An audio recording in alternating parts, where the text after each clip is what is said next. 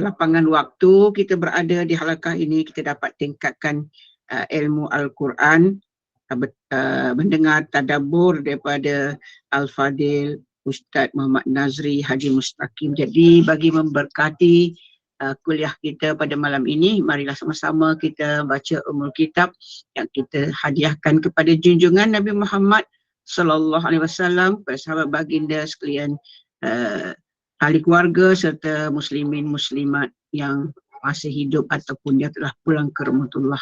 Bisril Fatihah. A'udzubillahi minasyaitonirrajim. Bismillahirrahmanirrahim. Alhamdulillahi rabbil alamin. Ar-Rahmanir-Rahim. Maliki yaumiddin. Iyyaka na'budu wa iyyaka nasta'in. Ihdinas siratal mustaqim. Siratal ladzina an'amta 'alaihim ghairil maghdubi 'alaihim waladdallin.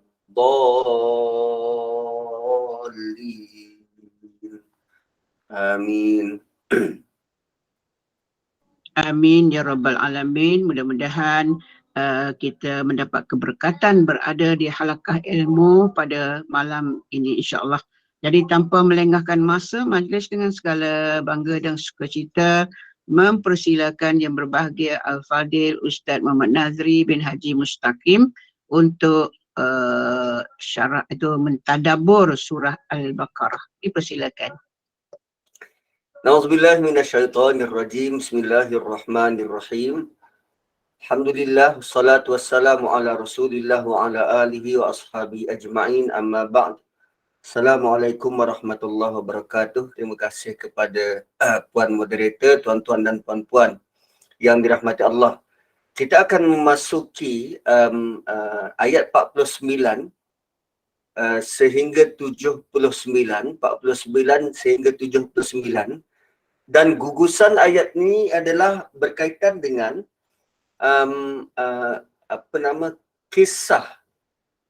kisah senarai, bukan dalam bentuk kronologi, tetapi senarai cerita-cerita jenis-jenis nikmat yang Allah pernah beri kepada Bani Israel. Kalau dihitung ada lebih 8 jenis nikmat yang bakal disebutkan, dan ada 2 bentuk hukuman yang Allah pernah kenakan kepada Bani Israel.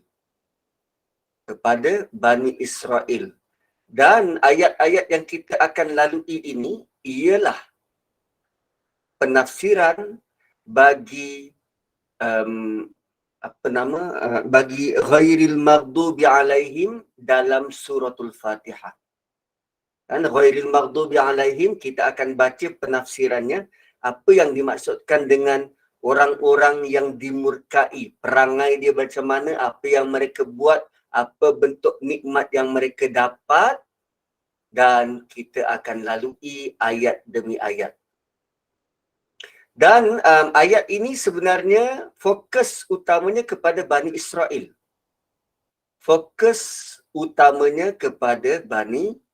Bani Israel. Dan sebelum kita melihat ayat ni dituju kepada kita, ayat ni perlu dilihat dituju kepada Bani Israel dulu. Kan? Ayat-ayat sebelum ni secara umum kepada manusia. Tapi bermula ayat ini, dia diberikan terus tuju kepada Bani Israel yang merupakan golongan yang dapat nikmat kitab. Golongan yang dapat nikmat kitab. Kedudukan Bani Israel dan kita sama, kedua-duanya dapat kitab. Tetapi Bani Israel dapat lebih dari satu kitab. Mereka dapat kitab Taurat, kitab Zabur dan kitab Injil. 3 kitab. Kalau nak dibandingkan dengan kita umat akhir zaman, hanya dapat 1 kitab. Hebat tak? Hebat. Diorang dapat 3 kitab kot. Sebab tu dia punya sombong dan ego dia melangit. 3 berbanding kita 1 je. Nah, begitu kedudukannya. Akan tetapi Bani Israel ni yang dah dapat kitab, problemnya ialah mereka sendiri tak ikut ajaran kitab tu. Dan majoriti dari mereka tidak mengikut kitab. Maka Allah ingin ingatkan kita supaya jangan jadi macam mereka. Iaitu ada kitab tapi tak ikut. Jangan jadikan problem utama mereka menjadikan mereka hilang kelayakan daripada tampuk umat terbaik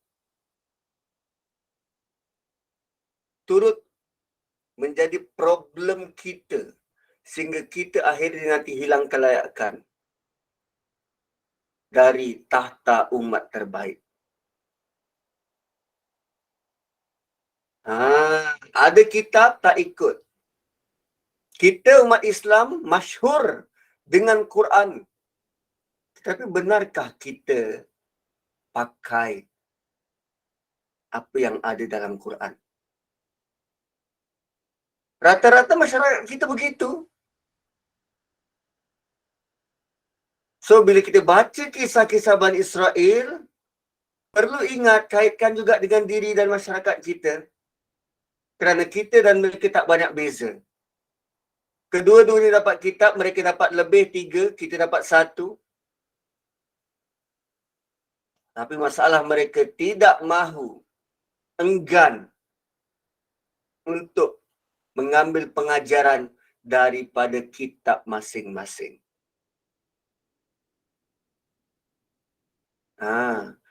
So, dalam ayat-ayat ini tidak dinyatakan secara jelas ilmu tauhid. Kerana umum mengetahui Yahudi pada waktu itu, Bani Israel pada waktu itu masih mentauhidkan Allah. Tetapi kerana mereka menolak Nabi SAW, mereka dikira sebagai kafir. Oleh itu, kalau ada manusia yang ingkar hadis, tolak Nabi, ingkar hadis, mereka juga dalam kategori yang sama. Ada orang Islam yang kononnya pakar, hanya pakai Quran, golongan-golongan Quranis. Tapi mereka sebenarnya tidak belajar Quran dengan betul. Kerana kalau belajar Quran dengan betul, mereka tidak akan menolak hadis. Tu bentuknya pandai-pandai sendiri. Konon-konon tahu selok-beloknya, ada ilmu. Tapi rupanya sesat barat. Begitu. Dan orang pertama mendengar ayat-ayat Quran tentang orang Yahudi adalah siapa? Orang Arab Madinah. Iaitu mereka yang duduk belajar dengan Nabi. Dalam kalangan sahabat Nabi yang akan sampaikan ayat itu kepada golongan Yahudi. Dan dari situ orang yang dahulunya jahil kemudiannya akan menyampaikan agama yang benar kepada Yahudi yang sebelum itu terkenal dengan kehebatan ilmu mereka. Tuan-puan, kalau kita berada di tempat Yahudi, kita mungkin memiliki emosi yang sama.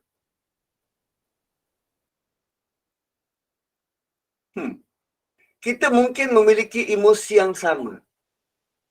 Contohnya macam sekarang, kita kan generasi boomers. Pengetahuan kita terhadap ilmu-ilmu baru ni terhad.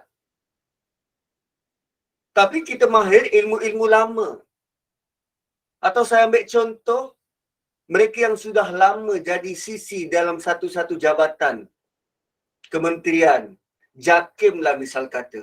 Dia lama menjawat jawatan sisi tu. Grade dia pun dah 38, grade dah santak, gaji dah santak. Berkhidmat sudah lebih 30 tahun. Berkhidmat telah lebih 30 tahun. So sebagai sisi dah tentu dia mahir dalam selok belok pengurusan pentadbiran pejabat. Dan bila sampai tahun baru berlaku reshuffle dalam jabatan, maka kerana sisi ni dah hampir nak pencen, jabatan merasakan dia perlu menghabiskan sisa waktu dalam jabatannya di tempat baharu. So bila dia pergi tempat baru, dia jumpa dengan orang baru yang lebih berkeupayaan dengan ilmu baru dan lebih hands-on. Terutamanya bab IT, IR 4.0. Dulu dia mana nak reti ni mouse ni apa benda, window ni tak tahu. Dulu zaman dia typewriter. So apa yang berlaku? Dia rasa egonya tercabar. Sama macam Yahudi. Mereka terkenal dengan golongan yang berilmu sebelum tu. Sebelum Quran turun. Sebelum Nabi SAW bawa Quran, sebarkan di Madinah. Maklumat-maklumat tentang cerita Nabi Isa, cerita Qarun, cerita Fir'aun, mereka dalam tangan mereka. Tapi bila Quran turun, bawa maklumat sebenar yang mereka sendiri tak tahu dan tak ada akses, apa dia orang rasa? Tercabar. Lalu kerana ajakan nafsu yang nak ego ni dihangat-hangatkan, yang merasakan aku dulu makan garam lah dalam bidang ni. Akhirnya tak nak mengalah, tetap berkeras, tak nak menerima updated version yang datang dari Quran. Sebenarnya psikologi itu difahami dengan jelas. Dan benda itu berlaku dalam kejiranan kita, dalam keluarga kita, dalam diri kita.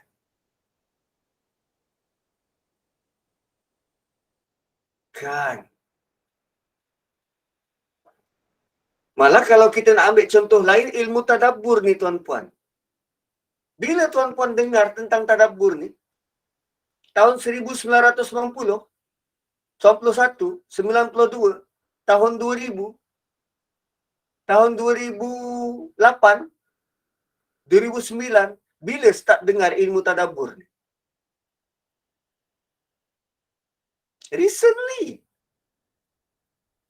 Recently, sebelum ni, yang popular dalam kalangan kita tafsir. Dan kerana kompleks dan rumitnya ilmu tafsir tu, maka sedikit yang nak ambil tahu, yang nak sungguh-sungguh, yang mujahadah.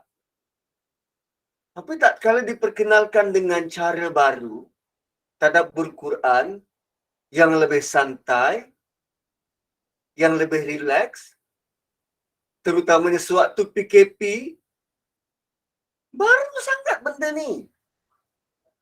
Dan benda yang baru ni, dia menjadi cabaran besar kepada orang-orang lama yang struggle belajar tafsir, dan dia melihat, ustaz-ustaz muda bawa tadabbur, siapa dia orang ni? Oh, dia boleh berlaku pada siapa-siapa sahaja. Ya, sekarang Ustaz Nazri tengah ganteng. Usia yang sedang berada di atas. Tapi tak kala nanti dia usia 50 tahun, 60 tahun, dah mula nyanyuk-nyanyuk, lupa-lupa, sebut nama pun tersilap. Muncul pula anak baru dengan penyampaian lebih energetik, dengan idea lebih terkini, dengan ulasan yang lebih mantap, lebih menyentuh jiwa.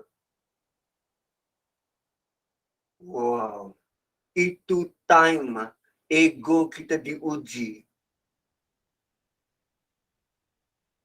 Dan ayat-ayat inilah yang memberikan ingatan besar buat kita.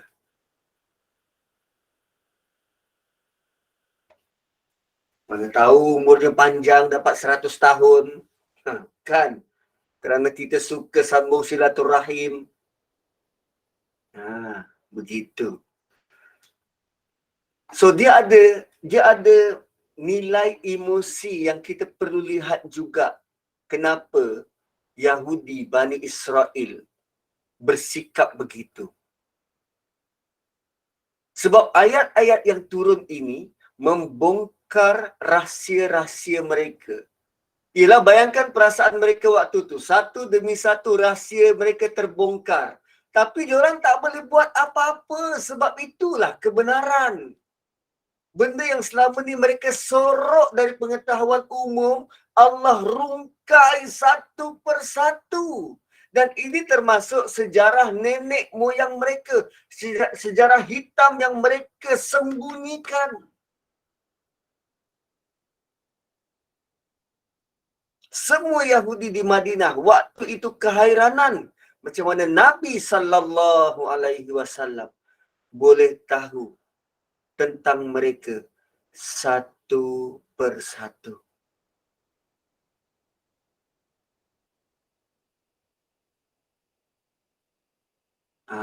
Gitu.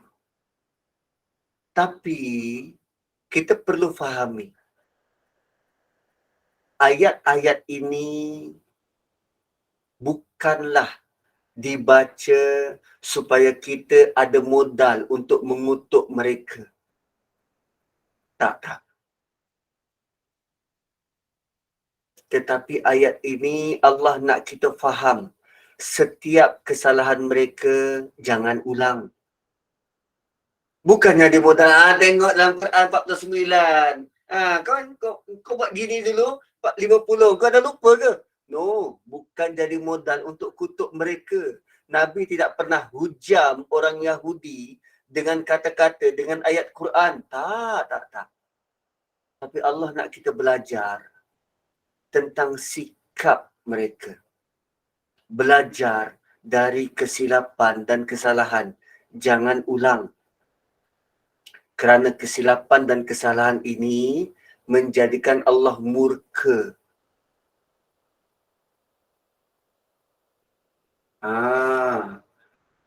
Menjadikan Allah murka dengan sifat. Bukan pada kaum. Allah tak murka pada kaum Yahudi. Allah murka pada sifat tu. Kalau Melayu yang buat, ya. Melayu tu dimurkai kerana sifat tu. Bukan kaum Melayu. Sebab Allah tidak memandang kaum kerana bagi Allah semua kaum sama. Tak ada kaum yang istimewa. Sama macam penciptaan Iblis. Iblis yang perasan aku lebih baik daripada api, lebih baik dari tanah. Allah didn't even mention siapa yang lebih baik. Betul. Perkataan Yahudi, kata akar dia Huda. Yahudi ialah orang yang sentiasa dapat petunjuk. Nasara, Nasrani, kata akar dia Nasara, pembantu. Orang yang sentiasa membantu. Membantu agama Allah.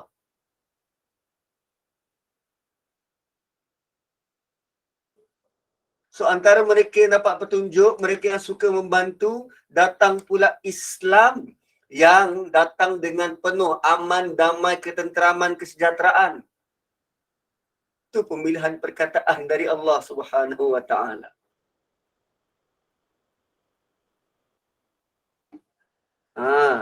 So basically tak ada kaum yang istimewa. Bagi Allah semua sama.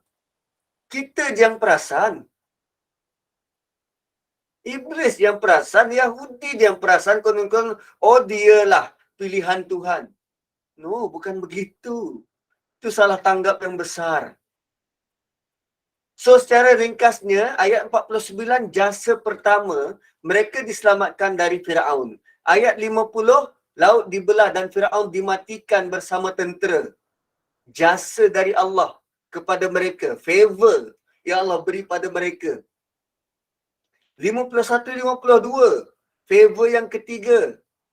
Mereka diampunkan walaupun ternyata telah sembah berhala berbentuk patung sapi.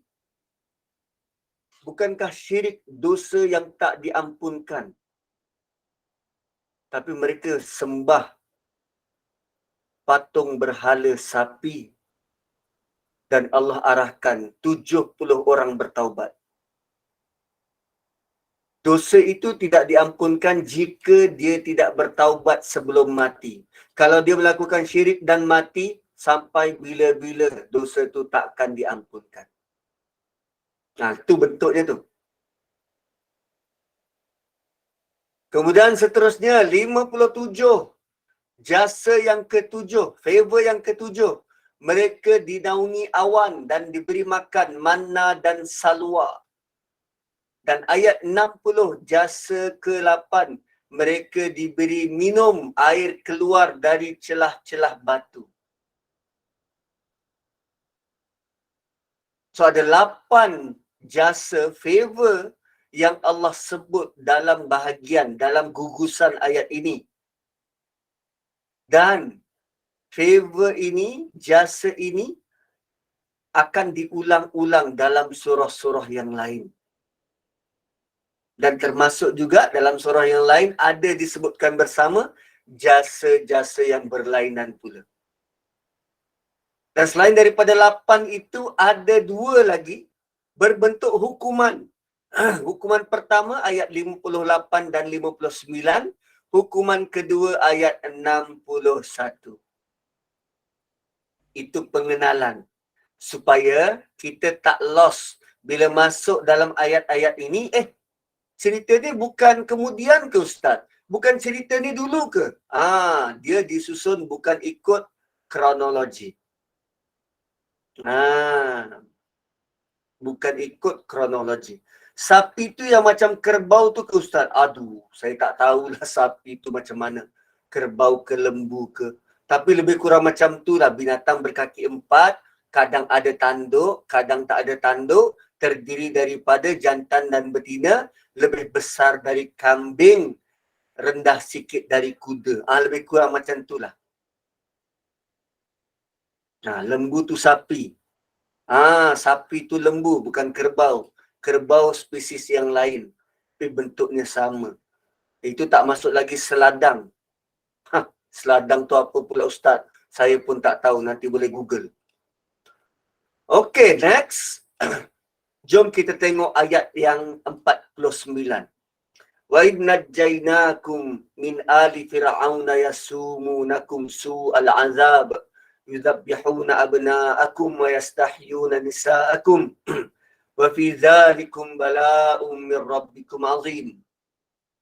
Dan ingatlah ketika kami selamatkan kamu. Bentuk macam ni Allah ulang banyak kali dalam Quran. Wa idh najjaynakum. Ingat ketika kami selamatkan kamu. Dan bukan satu kali. Sebab keluarga Firaun ada banyak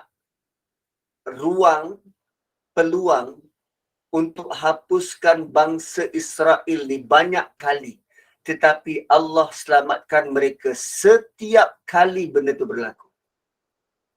Ingatlah ketika kami selamatkan kamu. Ingatlah ketika kami selamatkan kamu. Ingatlah ketika kami selamatkan kamu. Tuan-tuan dan puan-puan, ada satu perkara yang kita perlu renung panjang terhadap perkataan wa idh najjaynakum. Allah kata ingat ketika Allah selamatkan mereka. Tuan-puan, pernah tak Allah selamatkan kita? Dari apa jua masalah yang kita hadapi?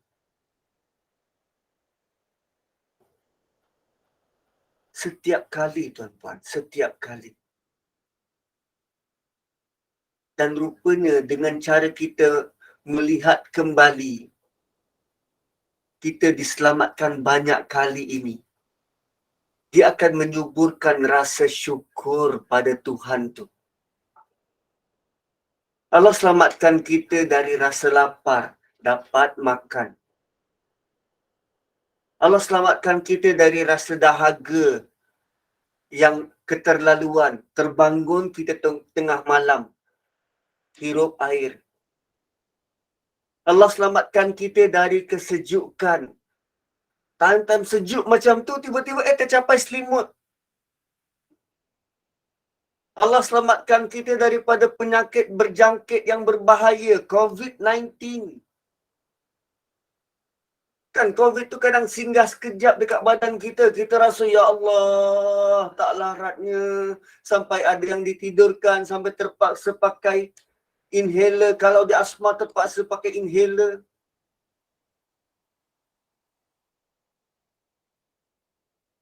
Rupanya ada kaum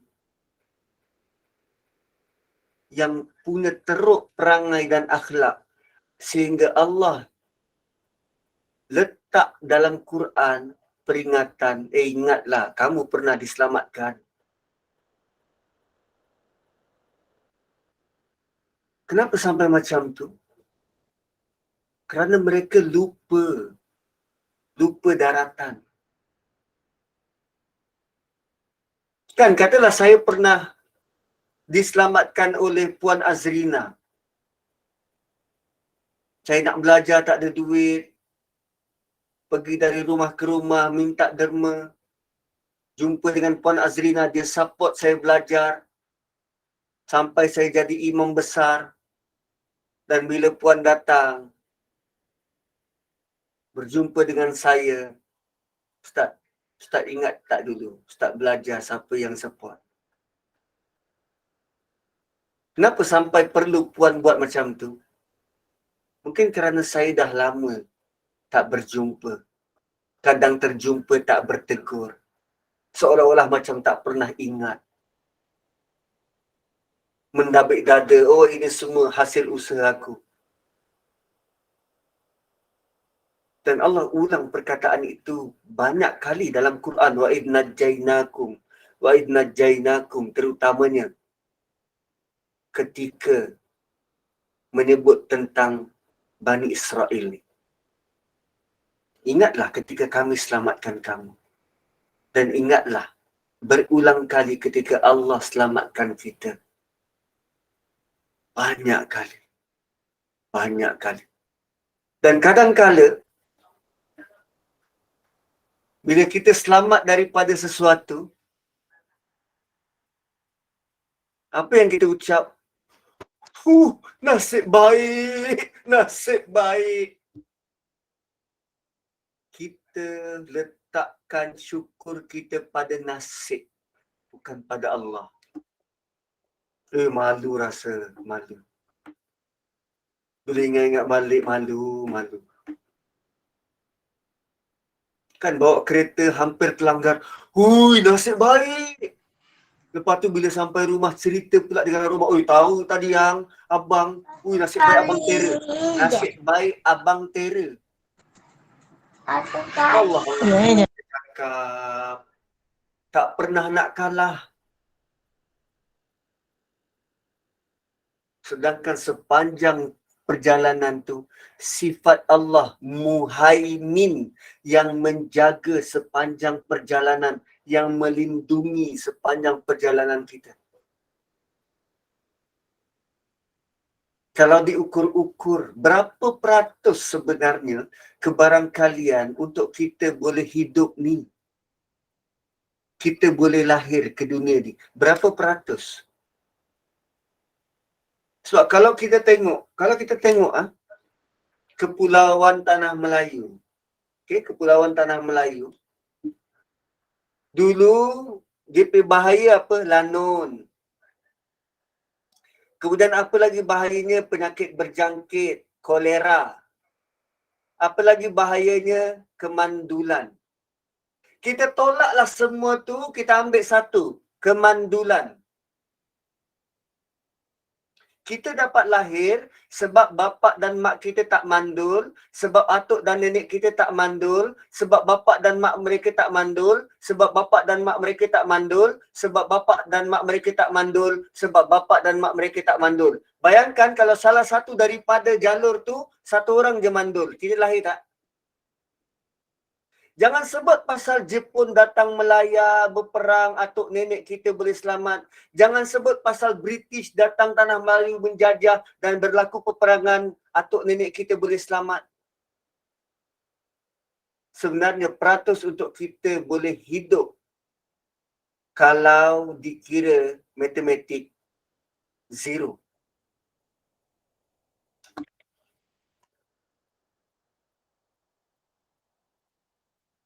Kita hidup adalah bukti Allah pelihara keturunan kita ke atas ni. Allah pelihara jalur keturunan kita. Itu bukti kita hidup. Itu bukti pemeliharaan Allah. Oh, dahsyat. Kalau nak fikir, hanya dengan memikirkan kita hidup, kita boleh menung panjang. Dan itu belum cukup untuk kita mensyukuri satu nikmat hidup yang Allah beri. Belum. Dan Allah hidupkan kita hari-hari kan? Malam tidur kita mati, siang kita hidup kembali, malam kita mati, siang kita hidup kembali, pun kita tak perasan kan? Waktu tidur kita berapa banyak kali Allah selamatkan, tak masuk cicak lipas dalam telinga, semut ketak hurung kita. Walhal malam tu kita baru habis makan donat, punya ngantuk, tak sempat gosok gigi, tak pula mulut kita dikerumun semut awal pagi. Wa idna jainakum. Pertama, lihat favor yang Allah beri kepada Bani Israel, bentuk-bentuk perlindungan dan keselamatan. Dan kemudian kita lihat pula apa bentuk perlindungan dan keselamatan yang kita pernah peroleh dari Allah. Begitulah Quran akan memberi bekas, kesan yang mendalam pada hati, melembutkan hati. Itulah fungsi Quran. Gitu. So, najjainakum min ali Fir'aun. Kami selamatkan kamu daripada Fir'aun, min ali Fir'aun. Dan ini jasa pertama yang Allah mention, selamat dari Fir'aun. Kerana apa yang Fir'aun buat pada Bani Israel? Mereka diazab dengan sangat dahsyat. Anak lelaki mereka dibunuh depan mata. Wanita-wanita dibiarkan hidup, dijadikan hamba abdi dan hamba seks. Dan akhirnya Allah selamatkan Bani Israel dari bentuk kezaliman yang tak terhingga. Berapa ratus tahun Fir'aun memerintah? Dia memerintah dan menindas Bani Israel lebih kurang 400 tahun. Fir'aun bukan nama individu, tapi dia pangkat keturunan. Lepas satu Fir'aun mati, diganti dengan Fir'aun lain. Setiap Fir'aun yang mengganti akan menjadikan bangsa Israel ini ditindas.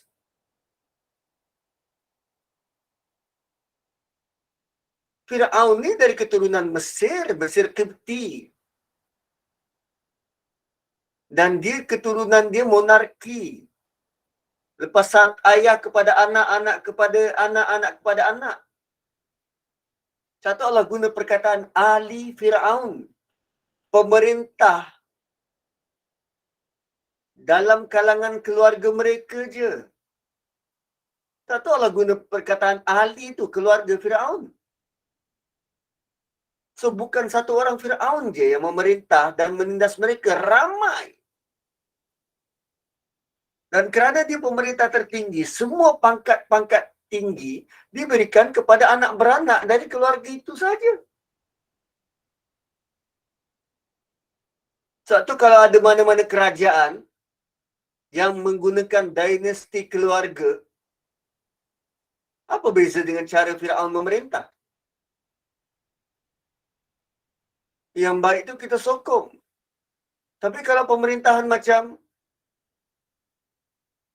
Firaun menindas? Firaun itu patut dibenci kerana cara pemerintahan yang menindas. Bukan kerana dia Firaun. Tapi kerana cara dia memerintah tu. Dia menindakkan hak orang yang dia perintah. So, Bani Israel diselamatkan dari cengkaman ahli Firaun. Yasumunakum su'al azab. Mereka telah mengenakan kamu dalam azab yang sangat teruk. Dahlah keluarga Firaun tu jadikan mereka sebagai hamba abdi. Malah mereka dilayan dengan begitu teruk.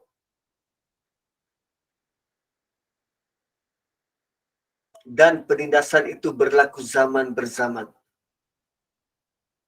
So maksudnya keluarga Firaun menjadikan mereka satu bangsa yang cukup hina.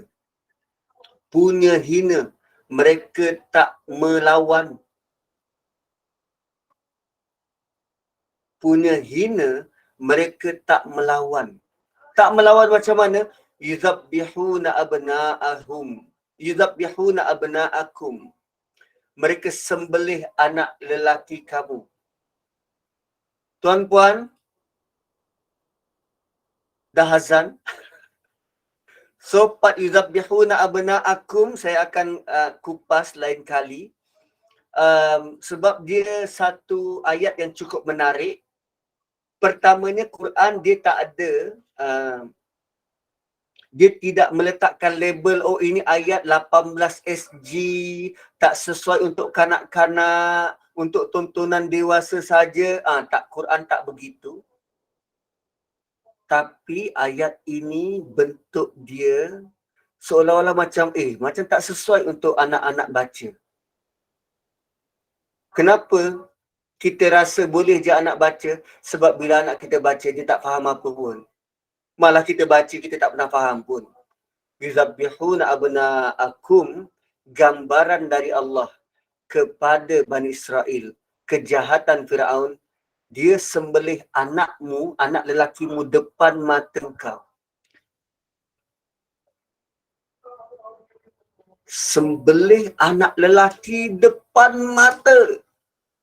Tuan-puan, kita ada anak lelaki, kita ada anak perempuan. Anak disembelih depan mata dan tengok mak bapak tak melawan. Ada tentera duk sembelih anak dia depan mata. Kau melawan, mari aku sembelih anak kau. Udah hina lah mak bapak tak boleh nak pertahankan anak. Anak disembelih depan mata, senyap. Tak berkutik. Itu level rendahnya. Level kehinaan, bentuk penindasan dari kerajaan Firaun kepada Bani Israel. Dan Allah kata, kami selamatkan kamu. Apa momen paling hina yang kita pernah lalu dalam hidup kita ni? Dan Allah kata, kau ingat tak Allah selamatkan kamu? Dan ingat tak azan sudah berkumandang dan jom kita berhenti sebab saya nak jadi imam. Barakallahu li wa lakum, kembali kepada moderator. Alhamdulillah, jazakallah khairan kasiran Al-Fadil Ustaz Muhammad Nazri Haji Mustaqim yang telah bermentabur surah Al-Baqarah ayat 49. Mudah-mudahan bermanfaat, banyak memberi peringatan dan kita ambil ibrah daripada apa yang disampaikan. Sebab Ustaz pun malam ni bertugas kuliah solat Maghrib dan Isya. Jadi mudah-mudahan Allah mudahkan urusan Ustaz. Jadi terima kasih kepada pengurusan Gembanut Iman. Terima kasih kepada jemaah yang sudi bersama di kuliah Maghrib. Sebagai penutup, Ustaz mohon baca tasbih kafarah dan surah Al-As. Dipersilakan. Subhanakallahumma bihamdik, nashhadu an la ilaha illa anta, wa nastaghfiruka wa natubu ilaik. Wal asri innal insana lafi khusr illa alladhina amanu wa amilus solihat wa tawasaw bil haqqi wa tawasaw bis sabr. Assalamualaikum warahmatullahi wabarakatuh.